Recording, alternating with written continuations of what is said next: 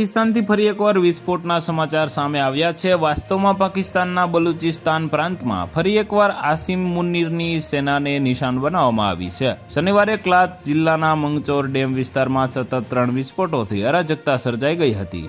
આ હુમલાઓમાં ઓછામાં ઓછા 8 પાકિસ્તાની સૈનિકો માર્યા ગયા અથવા ઘાયલ થયા હોવાના અહેવાલ છે। આ પહેલા પાકિસ્તાનમાં પણ એક ટ્રેન બ્લાસ્ટ દ્વારા નિશાન બનાવવામાં આવી હતી। બુધવારે સિંધ પ્રાંતના જેકોબાદમાં રેલવે ટ્રેક પર થયેલા પ્રચંડ વિસ્ફોટમાં ચાલતી ટ્રેનના 6 ડબ્બા પાટા પરથી ઉતરી ગયા હતા। જોકે આ અકસ્માતમાં કોઈ જાનહાનિ કે સંપત્તિનું નુકસાન થયું નથી, પરંતુ છેલ્લા 4 મહિનામાં જફર એક્સપ્રેસ પર આ બીજો હુમલો છે।